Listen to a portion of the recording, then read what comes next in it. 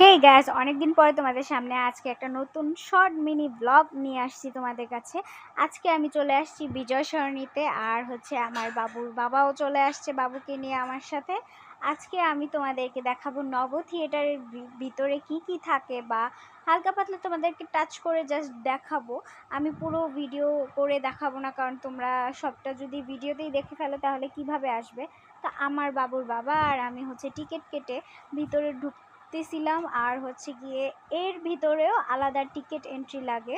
তো আমরা গিয়ে আজকে আসছি, হঠাৎ করেই প্ল্যান ছিল, কোনো রকম আগে থেকে প্ল্যান ছিল না। তো বাবু অনেক দিন পরে বের হয়েছে ঘর থেকে। আমরা এখানে এসেছি দুইটা শো দেখবো মূলত। আমার বাবু ছোট, যেহেতু ও এখনও কিছু বুঝে না, তাই জন্য এই শর্ট সময়ের মধ্যে শর্ট শোগুলোই আমরা দেখব। এখানে 4 ধরনের শো আছে।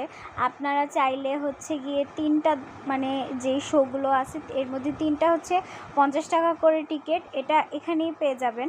আর বাইরে একটা টিকিট আছে, সেটা একটু বেশি সময় নিয়ে দেখায়, সেটার টিকিট বাইরে থেকে কেটে আসতে হবে 100 টাকা করে জনপ্রতি টিকিট। আর আপনারা ভেতরে যেই টিকিটগুলো পাবেন, 3টা শো এর ভিডিও টিকিট পাবেন। আমরা 2টা শো দেখেছিলাম, একটা বাইরে থেকে কেটে আসছি, সেটা টিকিট 100 টাকা করে, আর ভিতরে যেই টিকিটটা ছিল সেটা 50 টাকা করে।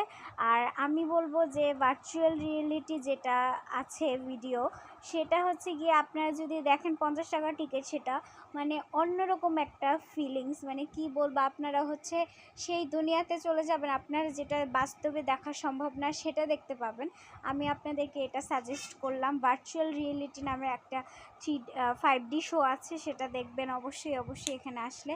আর তার পাশেই সামরিক জাদুঘর বাহিনী আছে, সেটা আমরা ঢুকতে পাইনি সময়ের কারণে। আপনারা এখানে আসলে তার পাশেই সেটা দেখতে পারবেন।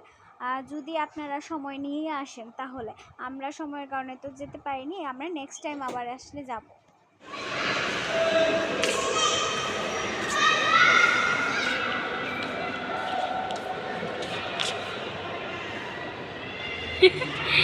একটু ওঠো, এর ভিতরে গিয়ে একটু ওঠো, মানে আসল জীবনে তো আমাদের হবে না।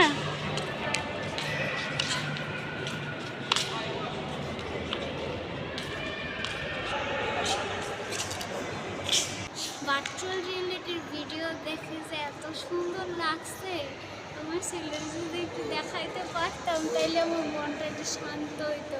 মনে হচ্ছে যে প্লেনের উপর থেকে নিচে জঙ্গল দেখছি, ঝর্ণা দেখছি, তারপরে আরও অনেক সুন্দর